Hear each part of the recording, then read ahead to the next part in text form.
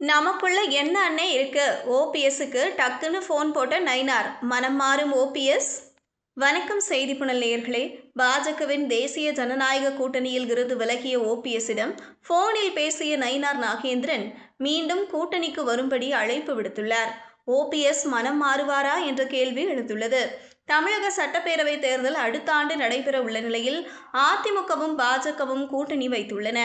அதிமுக பொதுச் செயலாளர் எடப்பாடி பழனிசாமி ஓபிஎஸ்ஐ கட்சியில் சேர்க்கக்கூடாது என்பதில் தீவிரமாக இருக்கும் நிலையில் அதிமுகவுடன் கூட்டணி சேர்ந்த பிறகு ஓபிஎஸ்க்கு பாஜக போதிய முக்கியத்துவம் கொடுக்கவில்லை.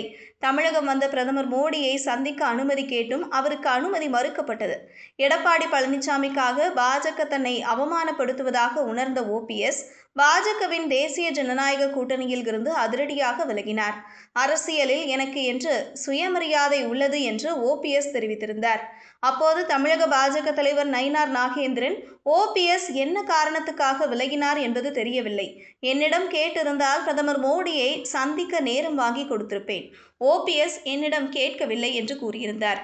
இதற்கு பதிலளித்திருந்த ஓபிஎஸ், பிரதமர் மோடியை சந்திப்பது தொடர்பாக நான் பேசவில்லை என்று நயினார் நாகேந்திரன் சொல்வது பொய்.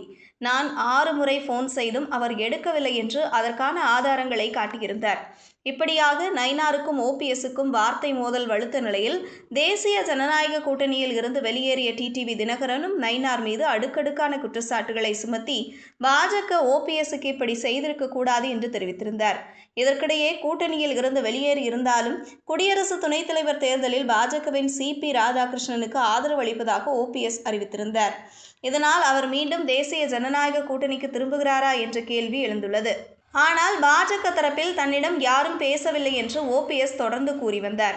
இந்த நிலையில் ஓபிஎஸ்ஸிடம் போன் செய்து பேசியதாக நயினார் நாகேந்திரன் தெரிவித்துள்ளார். கசப்புகளை மறந்துவிட்டு மீண்டும் தேசிய ஜனநாயக கூட்டணிக்கு வரும்படி அவர் அழைப்பு விடுத்துள்ளதாக கூறப்படுகிறது. இது தொடர்பாக செய்தியாளர்களிடம் பேசிய நயினார் நாகேந்திரன், இப்போதுதான் ஓபிஎஸ்ஸிடம் பேசினேன். திமுகவை வீழ்த்துவதுதான் நம்முடைய ஒரே இலக்கு. திமுகவுக்கு எதிராக உள்ளவர்களை ஒன்றிணைக்க வேண்டும். அதற்காக தமிழக பாஜக தலைவர் என்ற முறையில் யாரிடமும் பேச தயாராக இருக்கிறேன் என்றார். ஏற்கனவே டிடிவியும் விலகிய நிலையில் ஓபிஎஸ்ஐ சமாதானப்படுத்தும் முயற்சியில் பாஜக இறங்கியுள்ளது. இதனால் ஓபிஎஸ் மீண்டும் மனம் மாறி தேசிய ஜனநாயக கூட்டணிக்குள் செல்வாரா என்ற எதிர்பார்ப்பு எழுந்துள்ளது. இதுபோன்ற செய்திகளை தெரிந்து கொள்ள செய்தி புனலுடன் இணைந்திருங்கள்.